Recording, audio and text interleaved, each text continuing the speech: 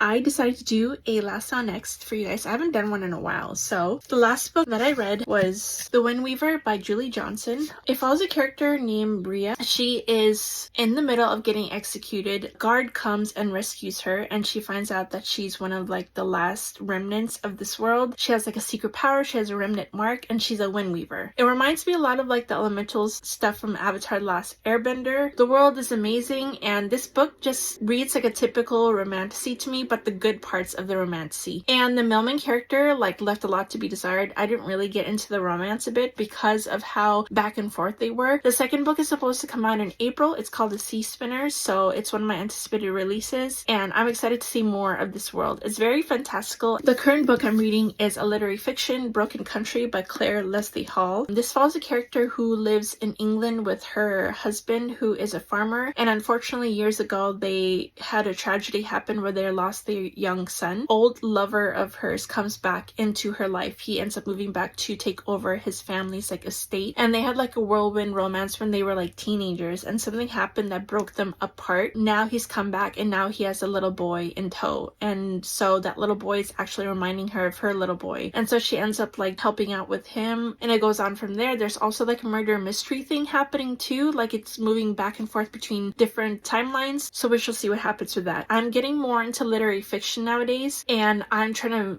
open up my genres more because I feel like the romantic genre, the fantasy romance genre, is just starting to get a little bit repetitive. And also I want to broaden my perspective a bit. I've been liking literary fiction a lot and dark academia and also science fiction, so I'm really liking this so far. And another book I'm currently going through is City of Ashes. This is the second book in the Mortal Instrument series. I don't know if I mentioned here yet, but I'm going through Cassie Clare's whole Shadowhunters world. I didn't follow through with like the whole entire reading order. I've read different series in the Shadowhunter universe. I've spoken about my love for Infernal Devices on here, I believe, and also I read her Last Hour series. It's my chance to completely go through the whole entire universe because of the fact that the Wicked Powers, the first book, is supposed to come out the end of this year in fall. So I'm making my way through this, and I'm like getting nostalgic vibes from it. I'm loving it, and also I want to see all the stuff that I missed. And the next book I'm hoping to pick up is between two books, either Silver Cloak. I'm either gonna read this first or read the next one second. It doesn't matter. It's like vice versa. But I want to read L.K. Stevens' Silver Cloak. I heard amazing things about this. I read her other book, Our Infinite Fates, with her pen name Laura Steven. I didn't really like it that much. I heard this story is executed way better, so I'm excited to see this. But I'm excited to pick this up because I heard amazing things. And same thing with Atmosphere by Taylor Jenkins Reid. So either this one will be next or the Silver Cloak, but either way they're gonna both be read this like coming week.